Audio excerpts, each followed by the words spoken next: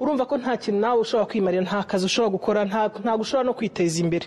So ibyo ngibyo no kugenda dukumira icyo kintu cyo gufata abaturage n'ingwate niko navuga hostage, ukabaka amafaranga yose bashobora kuba bafite, ukabaka umwanya wabo wose n'ibitekerezo byabo byose, ntihagire n'akamaro na kamwe bagirira.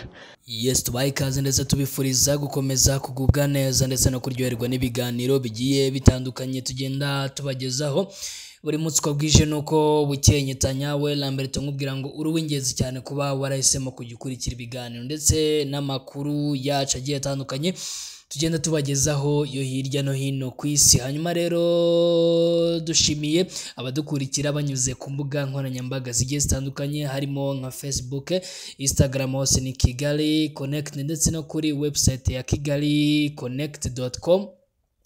tubabwira ngo muri abantu bagaciro gakomeye cyane. Hanyuma rero kora subscribe kugira ngo tujye tubana 5 kuri 5. Ushobora kwibaza imwe mu nkuru tugiye kuba twagarukaho, ni imwe mu nkuru n'ubundi ivuga ku bijyanye n'insengero. Ese nizihe ngamba nshyashya zidasanzwe zaba zafatiwe insengero? Ese bimeze gute, byifashe gute? Hanyuma rero umuyobozi mukuru w'urwego rw'imiyoborere RGB ni Dr. Doris Wiceza Pichard yatangaje ko mu bintu itazihanganirwa ari ukubona abantu bagendana insengero mu mifuka yabo, aho bageze bagakodesha inzu nyuma y'iminsi mike bakimukira ahandi, kandi aho bavuye bakahasiga ibibazo n'uruhuri cyangwa se ibibazo byinshi cyane.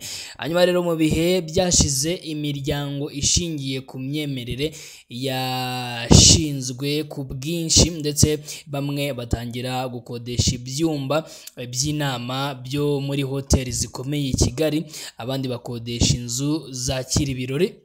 Murabyibuka ko hagati ya 2015 ndetse na 2018 wanyuraga ahantu ugahita wumva bari gusenga, ukanyura ahantu ku kigo cy'amashuri ukumva nko ku cyumweru kabisa harimo idini riri gusengeramo.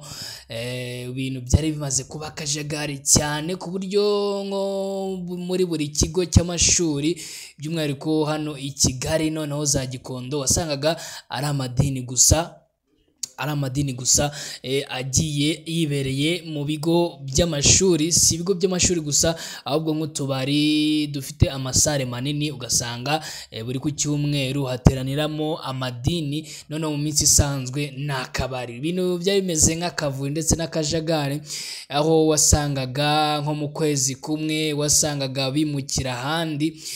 Ibintu byagaragaraga nabi cyane. Hanyuma rero ubwo insengero zatangiye gufatirwa ibihano ndetse akagenda hahagarikwa amwe mu madini n'amatora agiye atandukanye, akavuyo mu madini yagiye kagiye kagabanyuka, iby'umwihariko mu bigaragara ndetse n'aho utuye, aho uri. Urabizi ko ari insengero zigiye zitandukanye zagiye zicibwa burundu mu Rwanda, ndetse izisa naho zikora ibi byemewe n'amategeko nazo zigasabwa zigashyirirwaho amabwiriza yo kugira ngo babashe kuba bakurikiza yo gutuma igihugu kimera neza, by'umwihariko n'abayoboke baryo babashe kuba bamererwa neza cyane. Aho bagendaga basabwa ibintu byinshi bigiye bitandukanye, harimo nka parikingi, harimo ubusitani, harimo soundproof, harimo ibigega bifata amazi, harimo imirindankuba n'ibindi bintu byinshi cyane.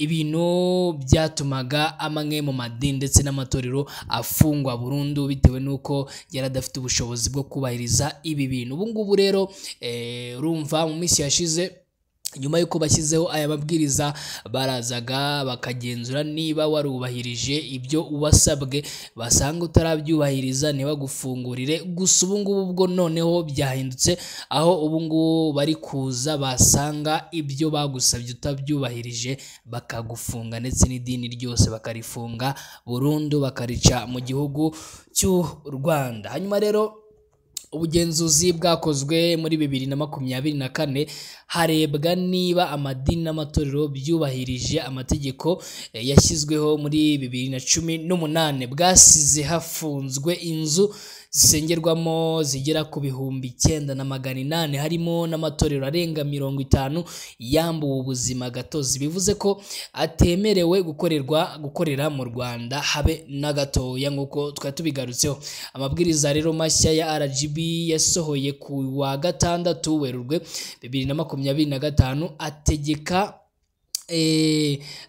ategeka imiryango ishingiye ku myemerere kubanza kwerekana ibyangombwa by'inyubako yujuje ibisabwa mu gace iherereyemo, izajya ikorerwamo imihango y'idini n'ibikorwa byo gusenga gusa. Umuyobozi mukuru wa RGB Dr. Uwicyeza Pishad yabwiye RBA dukesha inkuru ko ibyo kugira urusengero umuntu yimukana aho agiye hose bitazihanganirwa habe na gatoya nk'uko twari tubigarutseho haruguru. Hanyuma rero yagize ati hari ibintu bitagibwaho impaka nk'ibintu byo kuvuga ngo abantu bagendana isengero mu mufuka, aragenda akandikisha itorero rye akagenda agakodesha, ugasanga nk'inyubako imwe bayikodesheje ari abantu 5, aho agiriye ikibazo arafunze utuntu twe agiye ahandi, kandi aho hose agiye hasize ibibazo bigiye bitandukanye, kuko muri raporo z'ahantu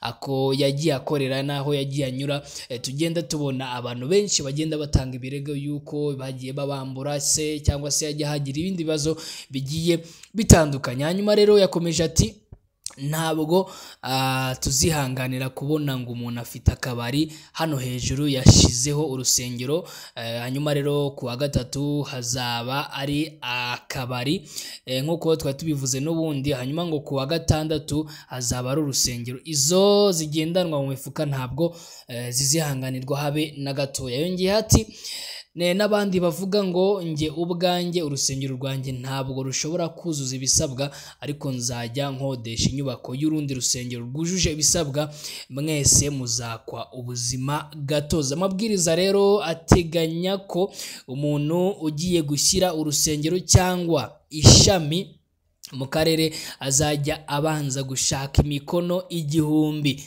bemera ko bizeye ko rubafitiye akamaro, kandi akagaragaza ibikorwa bijyanye n'iterambere ry'ako karere azageza ku baturage. Mwagiye mubona ko hari amadini menshi n'amatorero usanga amaze imyaka irenga 10 cyangwa se 20 yose akorera mu gihugu cy'u Rwanda, ariko ugasanga nta gikorwa remezo na kimwe bafite, ugasanga nta kigo cy'amashuri, nta bitaro, nta gikorwa na kimwe remezo bafite cyateza imbere igihugu. Ibintu rero bigenda bigarukwaho bivugwa ko abaturage badakwiriye kwakwa amaturo gusa, ahubwo bakwiriye no kugira bakwiriye no kubona umumaro uturuka aho basengera, harimo nko kububakira ibigo by'amashuri, ibitaro ndetse n'ibindi bigiye bitandukanye, nabyo bikabagirira umumaro. Hanyuma rero mu bikorwa by'insengero zose habamo igihe cyo gutura no gushima Imana imirimo yakoreye abayoboke, hakaba n'abantu baba bashinzwe imirimo itandukanye ku rusengero, barimo abakozi banabihemberwa ndetse n'abakorera bushake. Hanyuma rero ubushakashatsi bwakozwe na RGB muri 2023 ndetse na 2024 bugaragaza ko imiryango ishingiye ku myemerere hagati ku kigero cya 23.1% ari ifite inyandiko zisobanura ibyo ikora, icyerekezo cyayo nuko bizagerwaho, naho 76.9% bafite igenabikorwa n'ingengo y'imari byemejwe. Hanyuma rero bugaragaza ko imiryango ishingiye ku myemerere 33.8% ari ifite abakozi bahoraho, ari nabo bafite amasezerano y'akazi, banishyurirwa ubwishingizi bw'ubuvuzi ndetse n'ubwiteganyirize bw'izabukuru. Murakoze cyane kuri icyo kibazo mumbajije. Nibyo koko n'amabwiriza mashyashya ashingiye ku itegeko rigena imitunganyirize n'imikorere y'imiryango ishingiye ku myemerere, akaba ashingiye no ku itegeko rishyashya ryasohotse no mwaka ryerekeye gukumira no guhana iyezandonke, no gutera inkunga iterabwoba, no gutera inkunga ikwirakwiza ry'intwaro za kirimbuzi. ni mu mategeko mashyashya tugiye dushyiramo ibirebana nayo muri aya mabwiriza. Ariko hari n'ikindi navuga cyatubereye nk'imbarutso yo kugira ngo aya mabwiriza azemo. Twagiye tureba ukuntu ririya tegeko ryo mu 2018 rigenda ryubahirizwa, ariko ukagenda ubona harimo n'imyitwarire y'amatorero amwe n'amwe idahwitse, ari itajyanye n'amategeko, itajyanye n'umuco, itajyanye n'icyerekezo cy'igihugu. Nagira ngo mbanze nk'uko Honorable Minister yarabivuzeho, nshimire amatorero menshi agiriye akamaro communities, afite ibikorwa byinshi n'abafatanyabikorwa ba leta, amashuri, amavuriro, usanga ari imiryango ishingiye ku myemerere iba yarayubatse. Hagati aho ariko hagiye hagaragara ibindi bibazo byinshi cyane. Usanga iyi sector y'imiryango ishingiye ku myemerere niyo sector ikoresha public funds, amafaranga aturuka mu baturage, ariko ugasanga ari nayo sector itari monitored uko bakoresha amafaranga, idakurikiranye. Nk'ubu naguha urugero rwa leta ikura amafaranga yo gukora ibikorwa mu misoro, buri giceri kiba gikurikiranye, uko cyinjirwa, uko gikoreshejwe n'uko gisohoka biba bikurikiranye. Ariko ugasanga noneho hari izi nzego zifata ayo mafaranga y'abaturage ariko ntumenye ko akurikirana. So icyo kintu cyajemo cyo kugira ngo dushimangire kurushaho ko haba transparency muko amafaranga umukorara mu mucyo uko amafaranga akoreshwa, ayo mafaranga y'abaturage, akamaro bagirira societe, abakamaro bagira abaturage kuko n'amafaranga yabo, n'akamaro bagira abaturage mu myemerere. Ni ukuvuga ngo bafite amafaranga rusange ariko bafite n'ibitekerezo rusange. Icyo ni ikintu bashobora gukoresha ku neza ariko cyangwa bakagikoresha ku nabi. Hari abantu twagiye dusanga bafata umutungo, ari wo mutungo w'abantu, bakawikoreshereza ibyo bashatse, bakawufata nk'aho ari umutungo bwite. Hakaba n'ibibazo by'iyezandonke bigenda bigaragara. Hakaba n'ibibazo by'uko noneho bafata umwanya n'ibitekerezo by'abaturage. Hari amatorero yagiye akurwaho ubuzima gatozi kubera yuko ibyaha bari gukora birenze ibyaha byo kuvuga ngo turaba tugufungiye gatoya. Ni ukuvuga ngo babandi bashishikariza abantu kudakurikiza gahunda za leta. Nabaha nk'urugero rwabo twasanze babuza abantu kujya kwivuza amavuriro, babuza abantu kujya muri gahunda ya gira inka. Ni gahunda yakemuye ikibazo kinini cy'igwingira. Urumva uri gutuma abaturage basubira inyuma.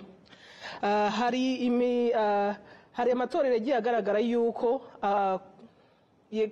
afata umwanya wose w'abaturage. Ni ukuvuga ngo kuva kwa mbere kugera ku cyumweru, kuva mu gitondo kugera nimugoroba, basaba kuba bicaye aho ngaho mu rusengero rwabo.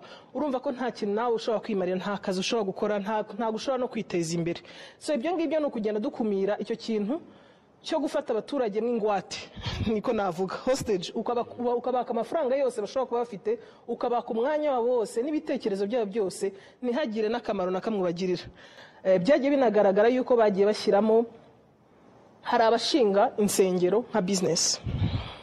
Ibyo ni ibintu bizwi bifatika. Hari n'umuntu wabwiwe ngo wabuze byose ubura no gutangira urusengero kugira ngo ukuremo amafaranga. Ibyo ni ibintu bigomba gukumirwa n'ukurebera abaturage. Iyi ni public good, public interest. Iki kimigirira akamaro abantu muri rusange. So nibyo bigiye bigaragara muri ano mabwiriza, no gukumira ako kavuyo k'ama eglise k'amatorero agenda ashingwa kugira ngo mugende mukura mu bantu, mukura mu baturage ibintu nta kintu na kimwe mubahereza, kugira ngo tumenye ngo aya mafaranga se mupfuye mu baturage agiye kumarira iki iyo community. Cyo ni cyambere, mugiye kuyakoresha gute, aturutse he, nabwo tubimenye. Ni mu bintu byagiye bigaragara. Hari amabwiriza, harimo ingingo mu mabwiriza, harimo izo ngingo zo kugira ngo dukumire icyo kibazo cya mushrooming, cy'abantu bafungura izo nsengero badafite gahunda nziza abaturage, n'abandi bafite ubwo buriganya, badakorera habona mu mafaranga y'abo baturage. Nibyo bibazo bigenda bigaragara bigomba gukumirwa muri ano mabwiriza.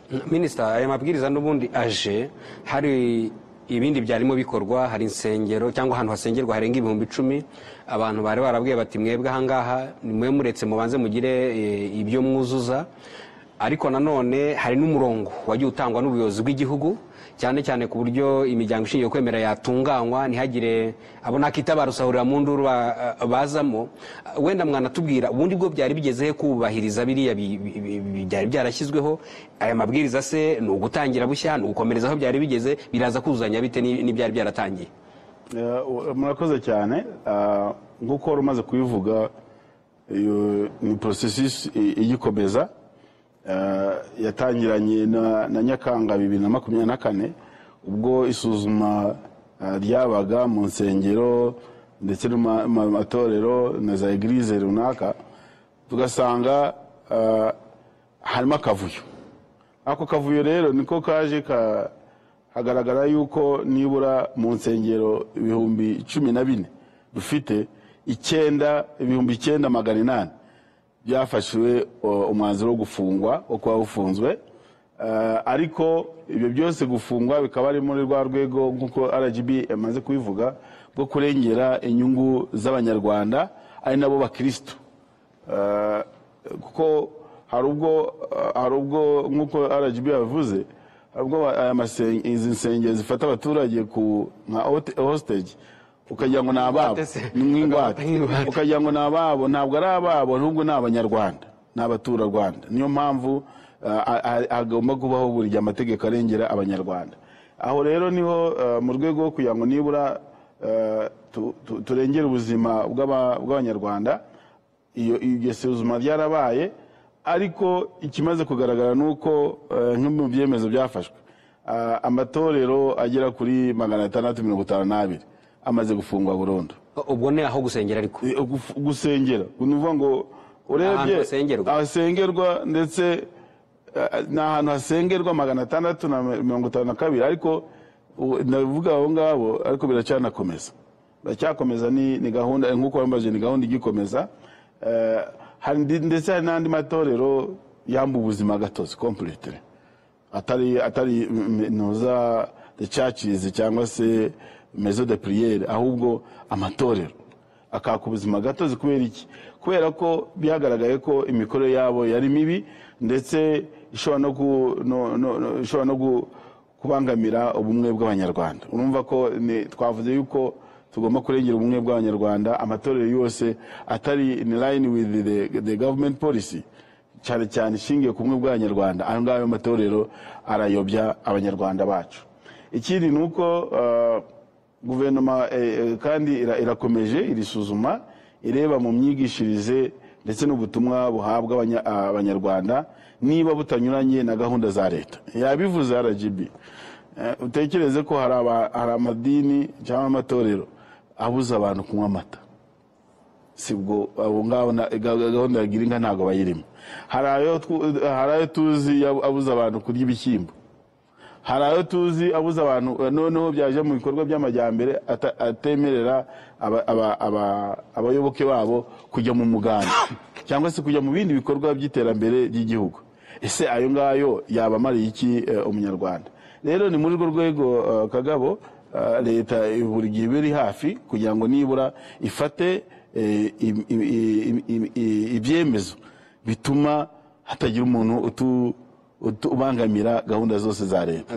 Dr. Doris, iyo ndeba aya mabwiriza nagerageje kuyasoma nashyize nko byiciro 4 cyangwa 5, ariko 3 by'ingenzi. Icya mbere ni ibijyanye no kwiyandikisha, uburyo umuryango ushingiye kwemera wiyandikisha.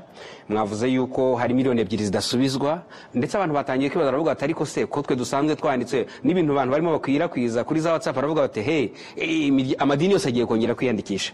Nagira ngo uduhe umucyo kuri cyo kwiyandikisha, noneho n'ibijyanye no gutangiza ishami rero mu turere. Baravuga ati dusangwe turiyo deja, bimeze biti ibyo ngibyo? Nibyo hagiye hakwirakwizwa ku mbuga nkoranyambaga interpretation itari nyayo y'aya mabwiriza.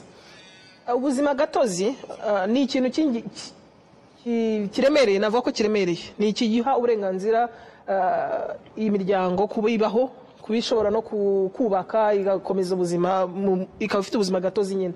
Ntabwo ari ikintu bakwaka lightly. Abafite ubuzima gatozi barabugumana, ntabwo bakeneye kongera kwiyandikisha, ariko bakeneye kuza kuhuza ibikorwa byayo nawe mabwiriza, byo bita compliance. nko mu 2018 rino tegeko rigena imiryango ishingiye ku myemerere riza ryahaye abantu imyaka ingahe yo kugira ngo babe compliant, ariko ntago byabasabye ko bongera kwiyandikisha. Icyo babasabye ni ukuzana ibyerekana yuko mwujuje ibisabwa n'aya mabwiriza. Abanditse bakomeza banditse, ariko nk'ugiye gushinga umuryango ushingiye ku myemerere bundi bushyashya, noneho we agomba gukurikiza aya mabwiriza, agomba no gutanga aya mafaranga adasubizwa. Aya mafaranga yarasanzwe abaho yari nk'ibihumbi 100 cyangwa 300 bimaze imyaka ni ukubera yuko noneho ubu ngubu ni process ndende. Twakora ko tubiherwa ububasha n'itegeko rigena imiryango ishingiye ku myemerere, riduha ubwo bubasha bwo kongeraho amabwiriza y'ibisabwa. Ibisabwa ni byinshi, kandi bifata umwanya w'abantu benshi cyane kugira ngo barebe muri ibyo bintu bisabwa, kandi no kugira ngo dukumire ba bantu bavuga ati ngewe mfite 5 mu mufuka cyangwa mfite 100 reka ngende nandikishe ndabizi ko nzakuramo arenze. Ntabwo ari business. Iyi si business. Ugiye gufata ibitekerezo by'abantu, ugiye gufata inyungu rusange, amafaranga y'abantu. Ibyo bintu byose ntabwo ari ibintu bifatwa alaleje uburyo bworoshye.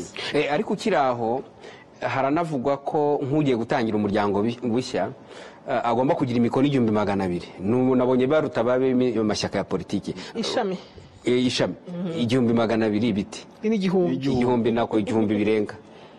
Uwo mubare ni wo kugira ngo werekane yuko community izi kuje kandi ugiye kuyigirira akamaro. Nk'abantu niba ufite abantu 1,000 bashyigikiye kugiye kuza, bakavuga ati nta kibazo, ngwino winstare, ngwino, ntago bivuze ngo basabwe kuba ari abanyamuryango b'iryo torero, ariko ari abantu bavuga ati natwe tuzatukurebera ko tugirira akamaro. Ni ukugira ngo tunakumire ba bantu bashyiramo amaeglize menshi, ugasanga nko mu gace kamwe yashyizemo amaeglize ye nka 5, nta vuriro na rimwe ari yahashyira, nta bikorwa, nta kwishyurira mitiweli abaturage. Icyo gihe abaturage nabo bazaba bakurebera, baba nk'ijisho rikurebera kuvuga ati se ko twagusinyiye nguze utumariye iki.